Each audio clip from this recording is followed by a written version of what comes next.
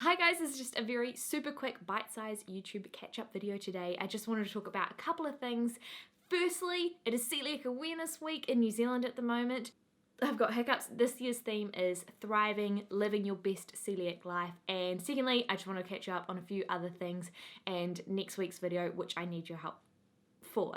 Sorry, I just have had soda and now I've got the hiccups. Ignore those. So firstly, Coeliac Awareness Week is this week in New Zealand. So if you are watching from New Zealand, happy awareness to you.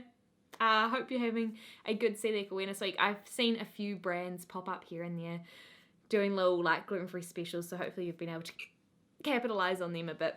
But I really wanted to talk briefly about the theme, thriving, living your best celiac life. I believe last year's theme was thriving, not surviving, so it's similar, but I want to talk about that one as well. I am on a bit of a time crunch today, but I'll tell you why in a minute. So, thriving. I believe that Coeliac NZ use this wording very particularly. I don't know if that is a word. Particularly. We're not going to dwell on it. The word thrive does actually pop up quite a bit in celiac diagnosis. You might recognize the term failure to thrive. And this is totally just something that I've connected in my brain today as the reason they might use this word. But failure to thrive is often how they describe specifically children who have undiagnosed celiac disease. Failure to thrive kind of means short in stature, quite pale, a little bit gaunt looking. I'm 2 out of 3 of those things, but we move. And, lethargic, not thriving, and that failure to thrive is kind of a bit of a negative term, and I think that maybe in the future doctors will tend to steer away from that because it's a little bit sad. So I believe Coeliac NZ has chosen this word thrive to change it into a positive thing. So let's talk about what is thriving with celiac disease. I think this is quite subjective, but a couple of examples that I would use for myself would be thriving with celiac disease is traveling confidently, not saying no to opportunities, going out for meals with friends, trying new places, basically not letting celiac disease hold you back. And I think that is super important when you are living with celiac disease, but it's not always obtainable. So last year's theme was thriving, not surviving, and I thought let's quickly talk about what surviving would look like with celiac disease. Surviving to me would be saying no to those opportunities, not wanting to try new places, not wanting to try new foods. I think hypervigilance would be a good one.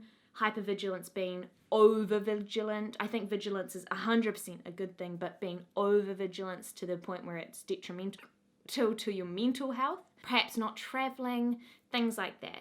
So you might be thinking to yourself, I actually do some of those things. I think maybe I am just surviving with celiac disease, but there might be a couple of things that you feel like you're thriving with, and I don't think that it is one thing or another. Hello, Lake, welcome. Nice to see you too. I don't think it's one thing or another at all. I think it's more like a spectrum, and every day you can be on a different point in that spectrum.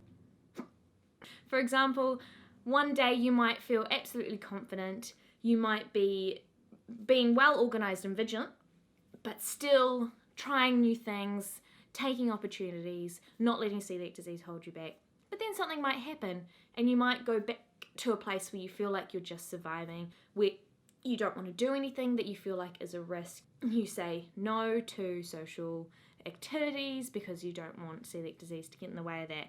And I think that is totally normal. Of course, we all want to be thriving, but it's absolutely okay if sometimes you feel like you're just surviving. I absolutely promise that we will look at some of those ways we can move from surviving to thriving in a future video. This one just has to be cut a little bit short today because of a couple of reasons. One, I'm off to karate camp this weekend.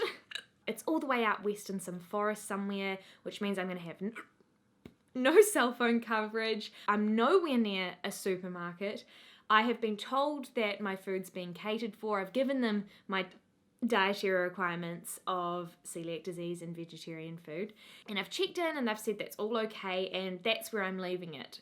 And this kind of ties into the thriving versus surviving thing. I think in the past this would have been something that I was way too uncomfortable doing, feeling like I was absolutely leaving it up to chance, but it's not an opportunity that I want to miss out on. So I have taken some steps. I have got loads of extra snacks.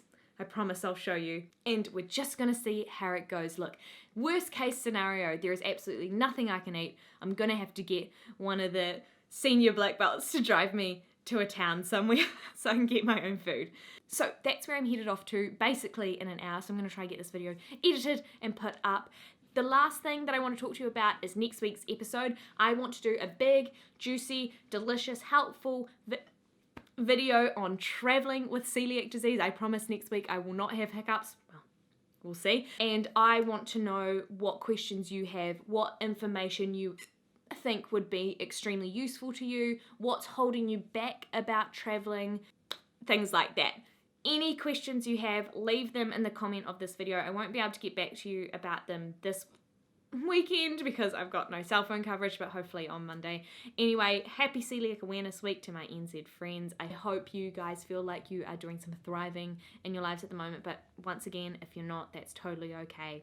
The doctors actually don't give us the tools to learn how to thrive with celiac disease. It's something that you have to sort of learn about along the way, or hopefully find a community where we can all help each other thrive. Okay, I'm gonna say see you later.